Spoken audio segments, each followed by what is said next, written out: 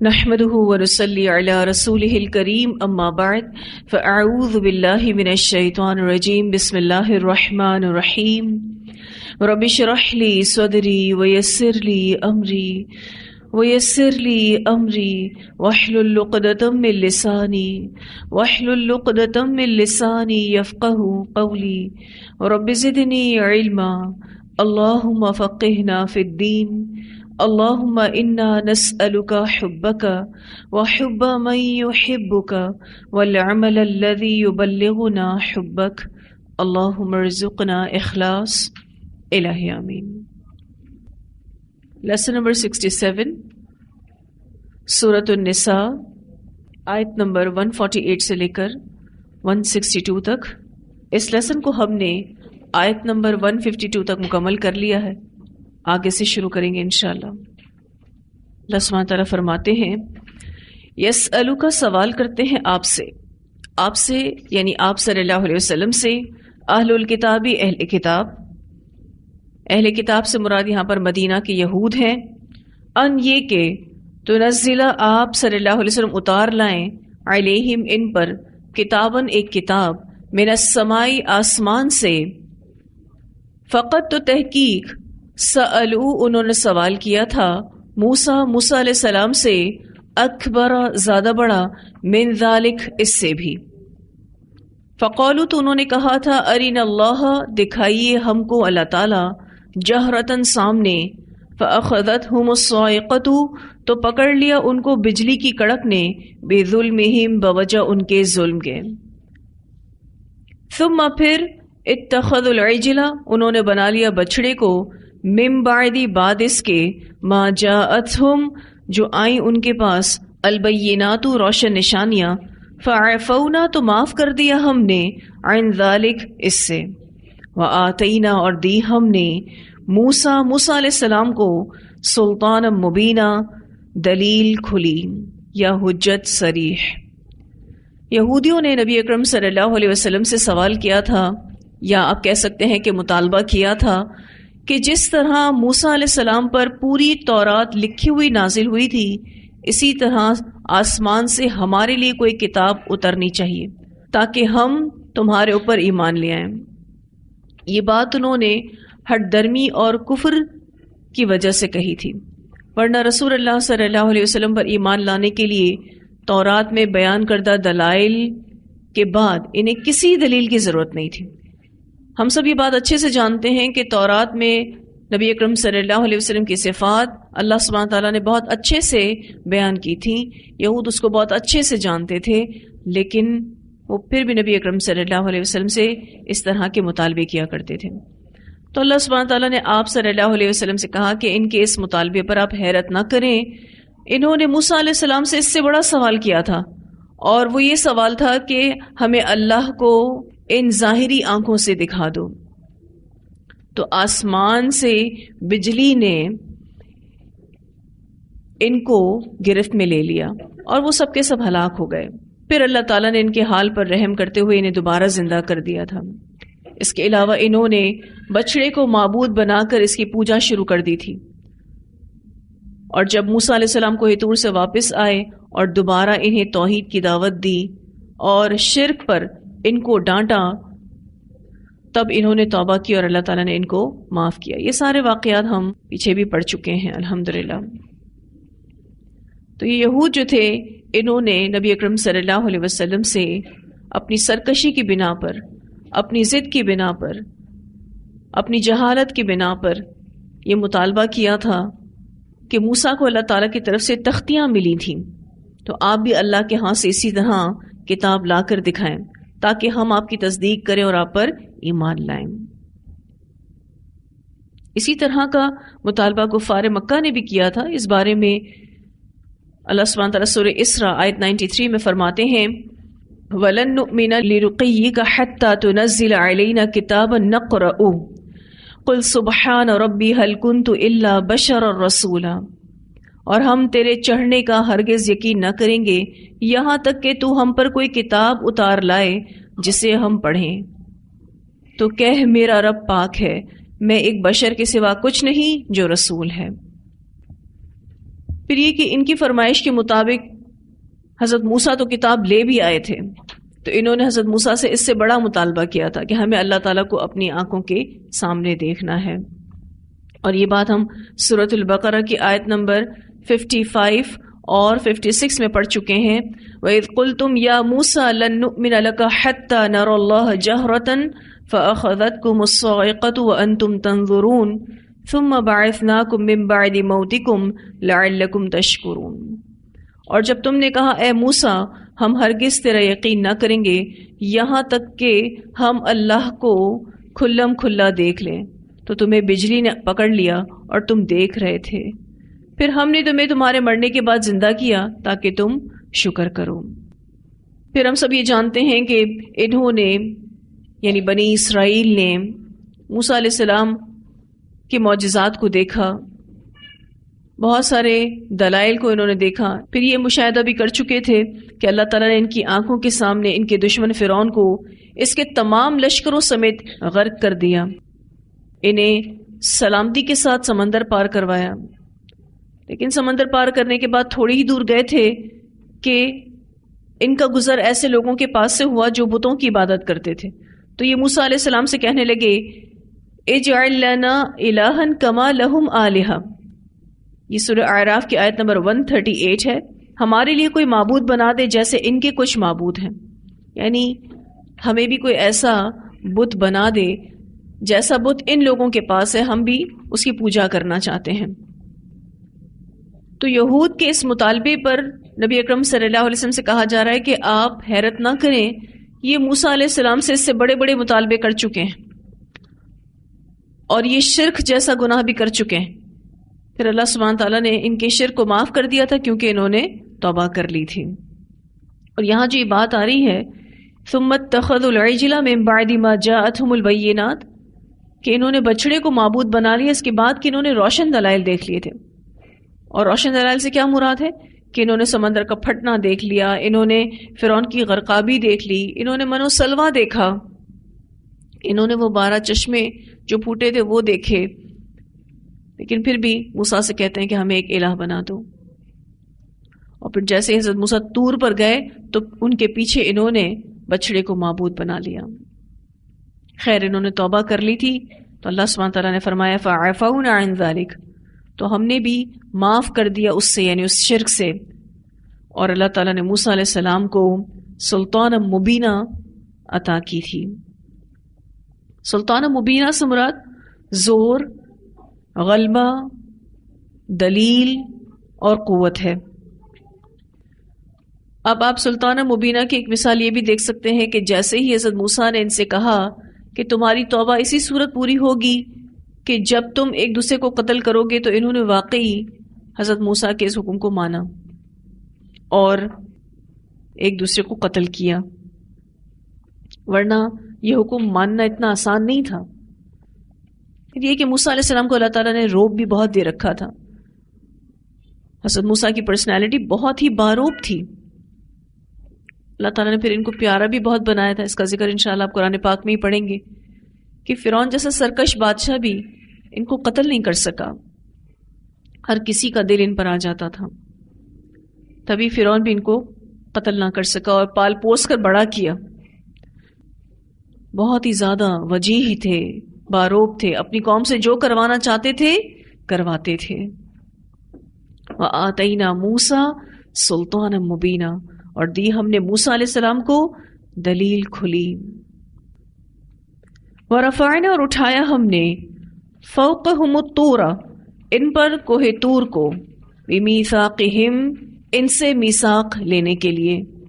وَقُلْنَا، اور کہا ہم نے، لہم، ان کے لیے، ادخلوا الباب، داخل ہو جاؤ دروازے میں، اشارہ فلسطین کی طرف ہے، سجدن، سجدہ کرتے ہوئے، یعنی شکرانے کے طور پر، عاجزی کے طور پر سجدہ کرتے ہوئے تم اس سرزمین میں داخل ہونا.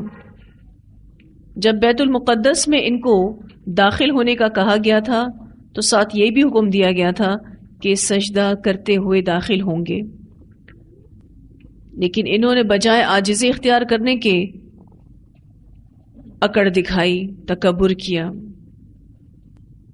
وَقُلْنَا، اور کہا ہم نے، لہم ان کے لیے، لا تعدو نہ تم زیادتی کرو، فی السبتی سبت میں، ہفتے کے بارے میں۔ ان کو یہ بھی حکم دیا گیا تھا کہ ہفتے کے دن یعنی مچھلیاں پکڑنے میں تجاوز نہ کرنا، یعنی حکم کے خلاف نہ کرنا۔ ہفتے والے دن ان کو کہا گیا تھا کہ یہ صرف اور صرف اللہ کی عبادت کریں گے اور بالکل بھی دنیاوی کام کاج نہیں کریں گے۔ چونکہ مچھیرے تھے اس لیے مچھلیاں پکڑنا ان کا کام تھا، تو ہفتے والے دن اللہ سبحانہ تعالیٰ نے اس کام کاج سے ان کو منع کر دیا تھا۔ اب انہوں نے ایک ہیلے کے ساتھ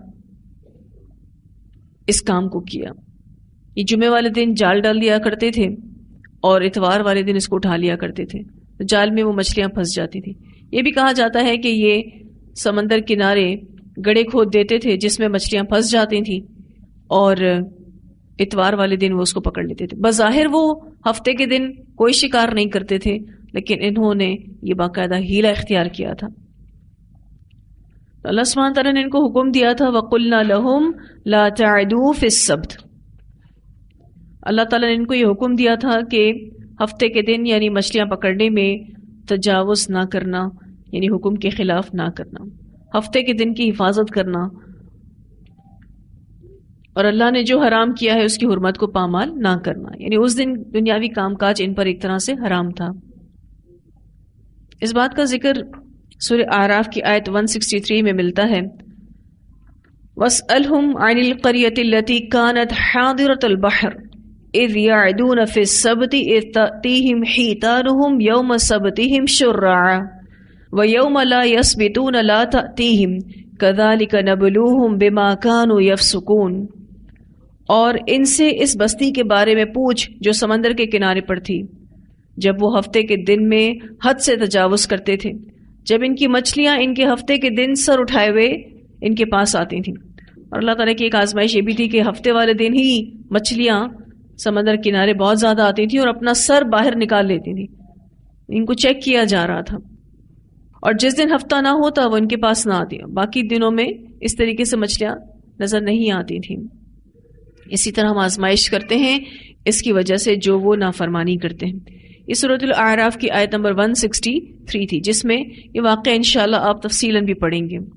تو ان کو باقاعدہ یہ حکم دیا گیا تھا کہ یہ ہفتے کے معاملے میں زیادتی نہ کریں۔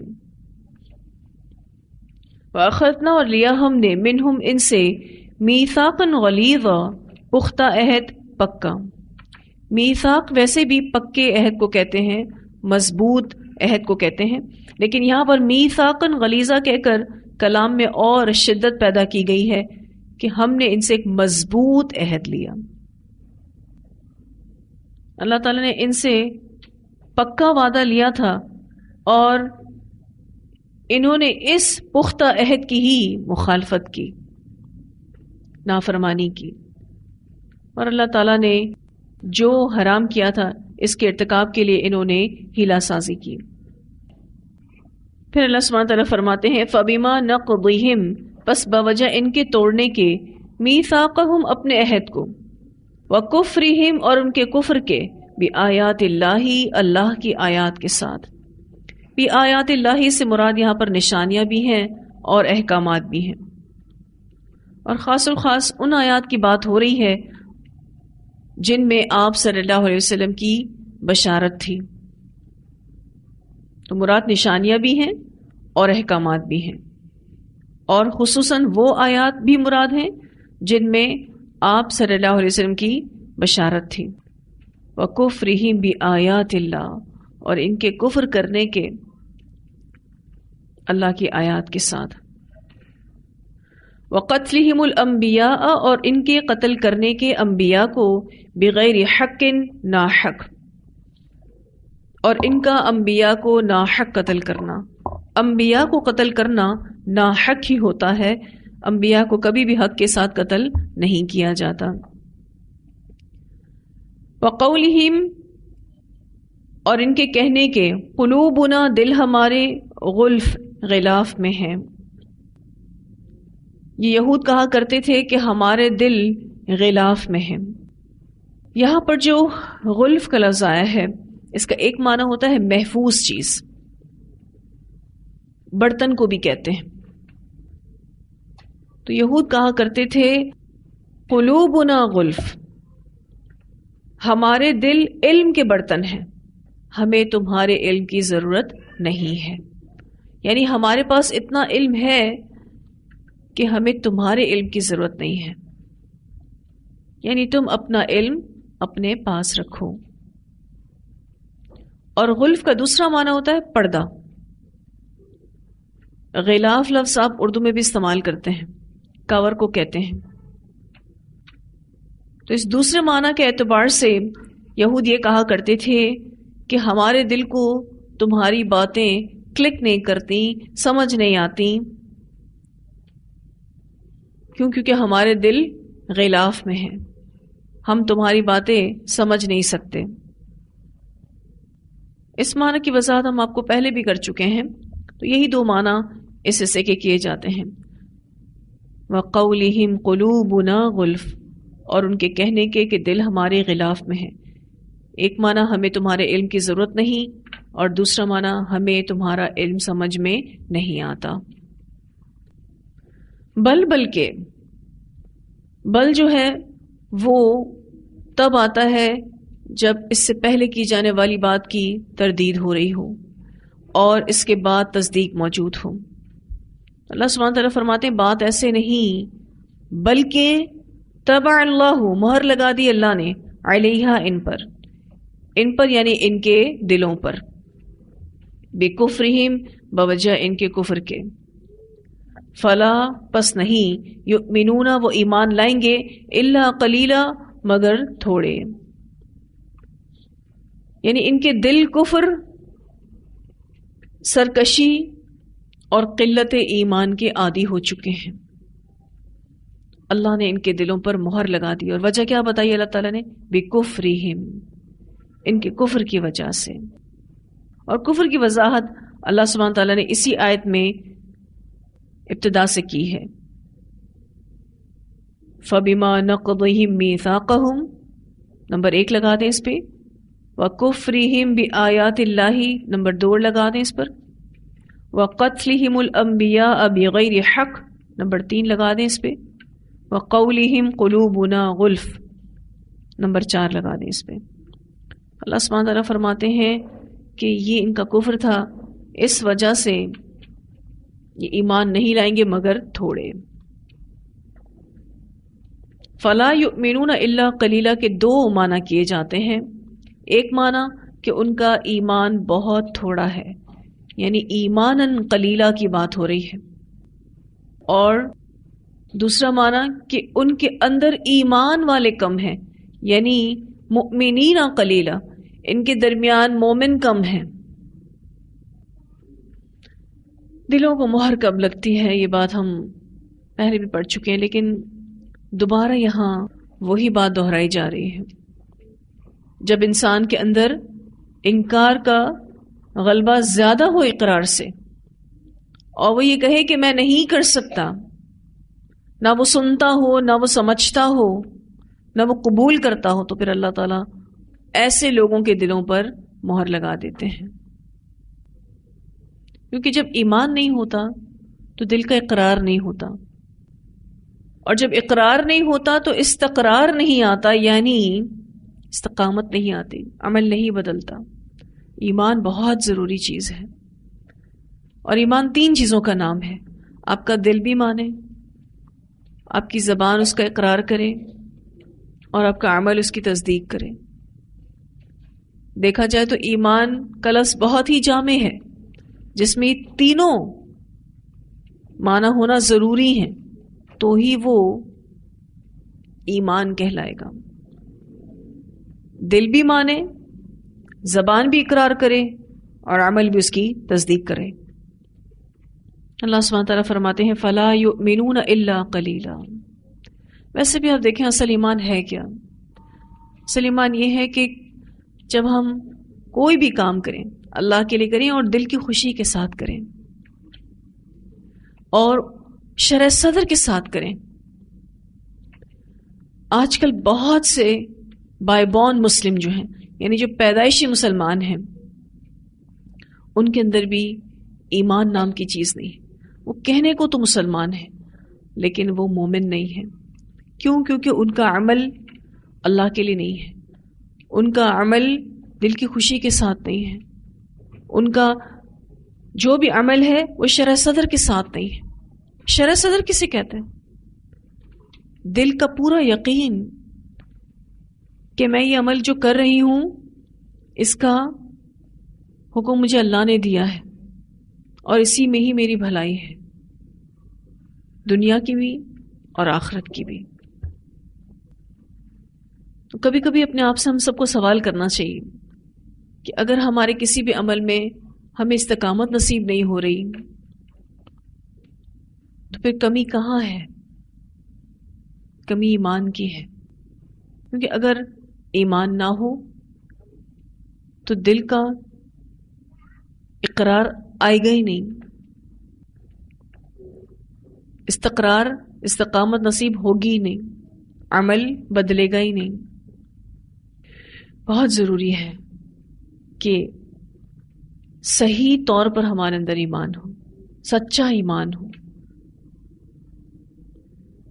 پھر اللہ سبحانہ تعالیٰ فرماتے ہیں وَبِكُفْرِهِمْ، اور بوجہ ان کے کفر کے. بِكُفْرِهِمْ کے معنی یہ ہے کہ انہوں نے عیسیٰ علیہ السلام کے معجزات دیکھنے کے باوجود بھی ان کی نبوت کا انکار کر کے صریح کفر کیا. مختصر بات یہ کہ حضرت عیسیٰ کے ساتھ انہوں نے کفر کیا. وَبِكُفْرِهِمْ، کس نے کفر کیا حضرت عیسیٰ کے ساتھ؟ یہود نے. وَقَوْلِهِمْ، اور ان کے قول کے، عَلَى مریم، اوپر مریم کے، بہتان عظیمہ، بہتان بہت بڑا. ابن عباس کہتے ہیں کہ حضرت مریم پر یہود نے بدکاری کا الزام لگایا تھا، زنا کا الزام لگایا تھا. وَبِكُفْرِهِمْ، اور بوجہ ان کے کفر کے، یعنی حضرت عیسیٰ کے ساتھ کفر کے. تو یہاں پر اللہ سبحانہ تعالیٰ یہ واضح کر رہے ہیں کہ ان کا ایمان تھوڑا کیوں ہے یا ان میں ایمان والے تھوڑے کیوں ہیں. اس کی وجہ یہ ہے کہ انہوں نے حضرت عیسیٰ کے ساتھ کفر کیا. اور ان کا یہ قول وَقَوْلِهِمْ عَلَى مَرْيَمَ بُهْتَانًا عَظِيمًا، انہوں نے حضرت مریم پر بدکاری کا الزام لگایا. اس بارے میں قرآن پاک کی سورہ مریم کی آیت نمبر 27 اور 28 میں آتا ہے فَآتَتْ بِهِ قَوْمَهَا تَحْمِلُهُ قَالُوا يَا مَرْيَمُ لَقَدْ جِئْتِ شَيْئًا فَرِيًّا يَا أُخْتَ هَارُونَ مَا كَانَ أَبُوكِ امْرَأَ سَوْءٍ وَمَا كَانَتْ أُمُّكِ بَغِيًّا. پھر وہ اسے اٹھائے ہوئے اپنے قوم کے پاس لے آئی. انہوں نے کہا اے مریم یقیناً تو نے تو بہت برا کام کیا ہے. اے ہارون کی بہن، نہ تیرا باپ کوئی برا آدمی تھا اور نہ تیری ماں کوئی بدکار تھی. یہ واقعہ ہم تفصیل سے سورہ آل عمران میں پڑھ چکے ہیں کہ اللہ سبحانہ تعالیٰ نے جب حضرت مریم کو حضرت عیسیٰ عطا کیے تو وہ اس کو اٹھا کر اپنی قوم کے پاس لے کر آئیں. اللہ سبحانہ تعالیٰ نے حضرت مریم سے کہہ دیا تھا کہ جب قوم کے لوگ تجھ سے سوال کریں تو کچھ بھی نہیں کہنا، چپ رہنا. وہ اللہ کے حکم سے چپ رہی اور گود میں جو بچہ تھا یعنی حضرت عیسیٰ وہ بول پڑے کہ میں اللہ کا رسول ہوں. اس وقت تو قوم خاموش ہو گئی، لیکن جب حضرت عیسیٰ بڑے ہوئے اور نبی بنائے گئے تو انہوں نے یہود کی بدکاریوں پر بولنا شروع کیا. تو یہود نے حضرت عیسیٰ علیہ السلام پر اور ان کی والدہ حضرت مریم پر طرح طرح کے الزامات لگائے. حضرت عیسیٰ کے معجزات کے باوجود بھی ان کے ساتھ کفر کیا اور ان سے یہ کہا تم وہی ہو نا جو زنا کے نتیجے میں پیدا ہوئے ہو، تمہاری ماں نے زنا کیا تھا. حالانکہ یہ اچھے سے جانتے تھے کہ ایسی کوئی بات نہیں، لیکن انہوں نے بہت ہی بڑا بہتان حضرت مریم کے اوپر لگایا تھا. اللہ سبحانہ تعالیٰ نے سورہ تحریم میں حضرت مریم کے لیے برات اتاری تھی کہ یہ مریم وہ ہے جس نے اپنی شرمگاہ کی حفاظت کی. آپ دیکھیں خاص الخاص یہ بات قرآن پاک میں آئی ہے. شرمگاہ کی حفاظت کا کیا مطلب ہے؟ کہ یہ عورت بدکار نہیں تھی. قرآن پاک میں سورہ تحریم میں اللہ تعالیٰ نے ان کی برات اتاری تھی. پھر مزید اللہ سبحانہ تعالیٰ فرماتے ہیں وَقَوْلِهِمْ، اور ان کے کہنے کے، اِنَّا بے شک ہم نے، قتلنا قتل کیا ہم نے، المسیح مسیح کو، عیسیٰ بن مریم عیسیٰ ابن مریم کو، رسول اللہ جو اللہ کے رسول تھے. اب آپ دیکھیں یہاں پر یہود باقاعدہ حضرت عیسیٰ علیہ السلام کے نام کے ساتھ کنیت بھی لگا رہے ہیں المسیح، اور ساتھ ساتھ آپ دیکھیں کہ وہ رسول اللہ بھی کہہ رہے ہیں. یہودیوں کا حضرت عیسیٰ کو رسول اللہ کہنا مذاقن تھا. وہ تنزیہ ایسا کہا کرتے تھے، وہ رسول مانتے نہیں تھے. تو یہودیوں نے دعویٰ کیا کہ انہوں نے عیسیٰ ابن مریم کو قتل کر دیا تھا. اللہ سبحانہ تعالیٰ نے ان کے اس قول کی تردید کی، وما قتلوہ، حالانکہ نہیں انہوں نے قتل کیا اس کو. کس کو؟ حضرت عیسیٰ علیہ السلام کو. وما صلبوہ، اور نہیں انہوں نے صلیب چڑھایا اس کو. صلیب چڑھانا یعنی کسی انسان کو لٹکا کر مار دینا. تو اللہ سبحانہ تعالیٰ فرماتے ہیں حالانکہ نہیں انہوں نے قتل کیا اس کو اور نہیں انہوں نے صلیب چڑھایا اس کو، ولیکن، اور لیکن، شبہ لہم، شبہ ڈالا گیا ان کے لیے. تو نہ حضرت عیسیٰ کو انہوں نے قتل کیا ہے اور نہ پھانسی دی ہے، یا آپ کہہ سکتے ہیں کہ صلیب چڑھائی ہے، بلکہ وہ شبے میں ڈال دیے گئے ہیں. ایک رائے یہ آتی ہے کہ جو وہاں پر چوکیدار تھا اس کو حضرت عیسیٰ کی شکل دے دی گئی تھی، اور یہود نے جو بہت بڑا پروپیگنڈا حضرت عیسیٰ علیہ السلام کے خلاف کیا تھا حکومتی سطح پر، اور ان کو باغی قرار دے کر سزائے موت سنائی گئی تھی. آپ سوچ سکتے ہیں یہود نے حضرت عیسیٰ کے لیے کیسی پلاننگ کی تھی. جب وہ حضرت عیسیٰ کے دور میں حضرت عیسیٰ علیہ السلام کے لیے اتنی خطرناک پلاننگ کر سکتے ہیں اور ان کو سزائے موت دلوا سکتے ہیں، تو آج آپ یہود سے کیا ایکسپیکٹ کرتے ہیں؟ کہ وہ آپ کی خیر خواہی کریں گے؟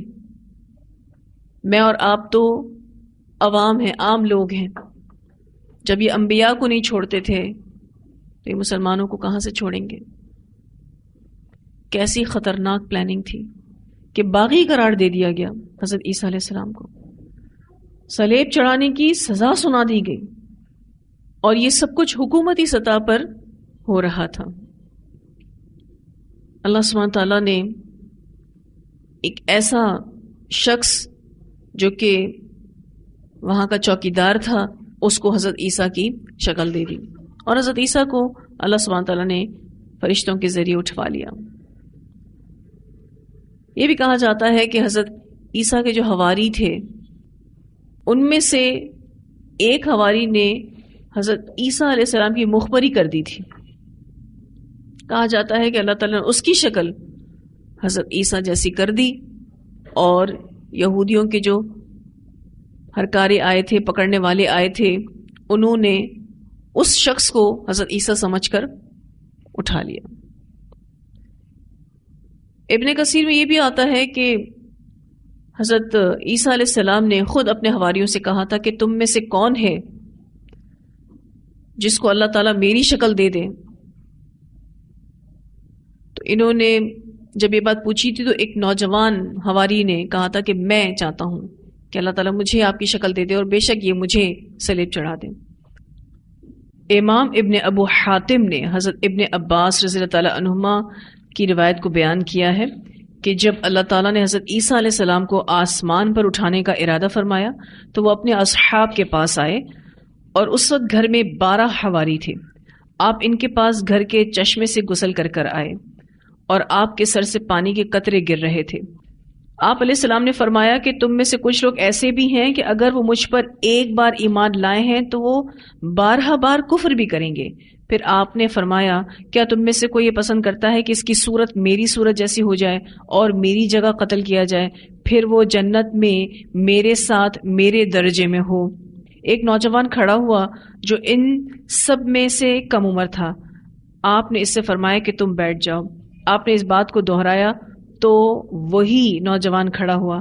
آپ نے پھر اسے فرمایا کہ تم بیٹھ جاؤ. آپ نے اس بات کو ایک بار پھر دہرایا تو وہی نوجوان کھڑا ہو کر کہنے لگا کہ اس کام کے لیے میں تیار ہوں. حضرت عیسیٰ علیہ السلام نے فرمایا ہاں تم ہی یہ کام کر سکتے ہو. چنانچہ اس کی صورت حضرت عیسیٰ علیہ السلام کی سی بنا دی گئی اور حضرت عیسیٰ علیہ السلام کو گھر کے روشن دان سے آسمان پر اٹھایا گیا. یہودی آپ کی تلاش میں نکلے تو انہوں نے اس نوجوان کو پکڑ کر قتل کر دیا، پھر سولی پر چڑھا دیا. چنانچہ ان میں سے واقعی بعض لوگ جو آپ پر ایمان لائے تھے تو انہوں نے بارہا آپ کے ساتھ کفر کیا اور وہ 3 فرقوں میں تقسیم ہو گئے. یہ پورا جو واقعہ ہے یہ تفسیر ابن ابو حاتم میں آتا ہے. تو ایک تفسیر کے مطابق یہ شخص حضرت عیسیٰ علیہ السلام کے وفادار حواریوں میں سے ہی تھا، بہت نوجوان تھا، اور اس نے اس بات کو پسند کیا کہ میری شکل حضرت عیسیٰ جیسی ہو جائے اور میں ان کی جگہ قتل کر دیا جاؤں. کیونکہ حضرت عیسیٰ علیہ السلام نے یہ کہا تھا کہ پھر جنت میں میرے ساتھ میرے درجے میں ہوگے، تو وہ بشارت اتنی زبردست تھی کہ اس نوجوان نے کہا کہ میں اپنی جان دینے کے لیے تیار ہوں. اور یہ روایت جو ہے تفسیر ابن ابی حاتم میں ملتی ہے. اللہ سبحانہ تعالیٰ یہاں یہ فرما رہے ہیں وَلَكِنْ شُبِّهَ لَهُمْ، اور لیکن شبہ ڈالا گیا ان کے لیے. اب اگر شکل بالکل سیم تھی تو کس بات کا شبہ آیا؟ ہوا یہ تھا کہ جب اس شخص کو صلیب چڑھا دیا گیا اور اس کی ڈیڈ باڈی کو اتارا گیا تو یہ شش و پنج میں پڑ گئے کہ شکل تو عیسیٰ کی ہے لیکن جسم عیسیٰ کا نہیں ہے. کنفیوز ہو گئے کہ کیا کیا ہم نے کہیں کسی اور کو تو قتل نہیں کر دیا. یہ کنفیوز ہی رہے. ابھی تک بھی یہ کنفرم نہیں ہے کہ عیسیٰ علیہ السلام کو ہم نے صلیب چڑھا دیا، لیکن یہ کہتے ضرور تھے، جیسا کہ قرآن پاک میں آ رہا ہے وَقَوْلِهِمْ إِنَّا قَتَلْنَا الْمَسِيحَ عِيسَى بْنَ مَرْيَمَ رَسُولَ اللَّهِ. اس ساری وہ وجوہات بتائی جا رہی ہیں کہ ان یہود کے دل پر اللہ تعالیٰ نے مہر کیوں لگائی، کیونکہ وہ ان تمام جرائم کے مرتکب تھے. یہ تمام غلط کام انہوں نے کیے، اس وجہ سے اللہ تعالیٰ نے ان کے دل پر مہر لگا دی. اور اس بات کو آپ سورہ آل عمران میں بھی پڑھ چکے ہیں، آیت نمبر 55 میں اذ قال اللہ یا عیسیٰ انی متوفیک ورافعک الی. اور جب اللہ تعالیٰ نے فرمایا اے عیسیٰ بے شک میں تجھے قبض کرنے والا ہوں، تجھے اپنی طرف اٹھانے والا ہوں. اللہ سبحانہ تعالیٰ نے حضرت عیسیٰ علیہ السلام کو جسم اور روح دونوں کے ساتھ آسمان پر اٹھایا. جو اللہ روزانہ اپنی مخلوق کی روحوں کو قبض کر لیتا ہے جب ہم سوتے ہیں اور پھر روزانہ ان کو پلٹاتا ہے، تو اس اللہ کے لیے کیا مشکل ہے عیسیٰ علیہ السلام کو جسم اور روح کے ساتھ اٹھا لیں؟ کچھ مشکل نہیں. وَإِنَّ الَّذِينَ، اور بے شک وہ لوگ اختلفوا جنہوں نے اختلاف کیا، فیہ اس عیسیٰ کے بارے میں، لفی شک من البتہ شک میں ہے اس سے. وہی والی بات کہ یہ کنفرم نہیں ہے، یہ شک میں ہی پڑے ہوئے ہیں کہ ہوا کیا تھا، ایکچوئل کیا ہوا تھا. ما لہم نہیں ان کے لیے، بھی اس کا، من علم کوئی علم، الا اتباع الظن مگر پیروی کرنا گمان کی. ان کے پاس کوئی کنفرم نیوز نہیں ہے. ہاں البتہ یہ ظن کی پیروی کرتے ہیں، اصل بات تو اللہ ہی کو معلوم ہے. ان پر یہ معاملہ مشتبہ کر دیا گیا. ویسے بھی آپ دیکھیے کہ گمان حق کو فائدہ نہیں دیتا ہے. جو بھی گمان پر مبنی بات ہوتی ہے، ظن پر مبنی بات ہوتی ہے. اچھا ظن کہتے کسے ہیں؟ جس میں علم نہیں ہوتا. ایسی کوئی بات ازیوم کر لینا، ایسی کوئی بات گمان کر لینا، ایک ہوتا ہے زن، ایک ہوتا ہے وہم. وہم کسے کہتے ہیں پتہ ہے آپ کو؟ وہم کہتے ہیں خیالی بات کو، غیر حقیقی بات کو. جیسے عمومی طور پر لوگوں کو وہم ہو جاتا ہے، اس میں کوئی حقیقت نہیں ہوتی، بس وہ ان کا اپنا ایک خیال ہوتا ہے. اسی طرح سے تیسری چیز ہے علم. علم ٹھوس حقیقت ہے. تو زن کہتے ہیں اس چیز کو جس میں علم نہ ہو، دوسرا وہم، اور تیسرا علم. اللہ سبحانہ تعالیٰ فرماتے ہیں کہ ما لہم بہ من علم، ان کے پاس کوئی علم نہیں تھا، ان کے پاس کوئی ٹھوس حقیقت نہیں تھی، الا اتباع الظن، مگر پیروی کرنا گمان کی. وما قتلوہ، اور نہیں انہوں نے قتل کیا اس کو، یقیناً یقینی طور پر. دوبارہ سے یہ بات کہی گئی کہ انہوں نے اسے یقیناً قتل نہیں کیا. اب ہوا کیا تھا اللہ تعالیٰ بتاتے ہیں، بلکہ رفعہ اللہ، اٹھا لیا اس کو اللہ نے، الیہ اپنی طرف.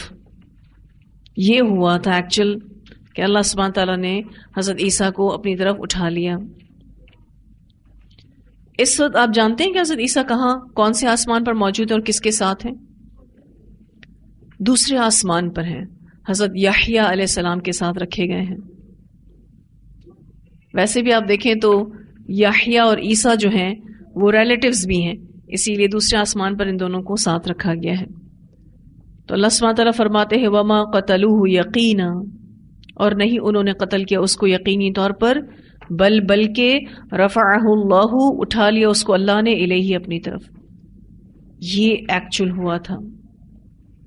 وکان اللہ، اور ہے اللہ تعالیٰ، عزیزا حکیما، بڑا زبردست، بہت حکمت والا. اللہ زبردست ہے، وہ جو کرنا چاہتا ہے اس کو کوئی روک نہیں سکتا. اور اللہ حکمت والا بھی ہے، یعنی حکم صرف اسی کا چلتا ہے اور اس کے فیصلے درست ہوتے ہیں. اللہ حاکم ہے نا، حکم صرف اسی کا چلے گا. اور اللہ حکیم ہے جس کے فیصلے درست ہوتے ہیں، اس کے فیصلوں میں کبھی کوئی کوتاہی نہیں ہوتی. وکان اللہ عزیزا حکیما، اور ہے اللہ تعالیٰ بڑا زبردست، بہت حکمت والا.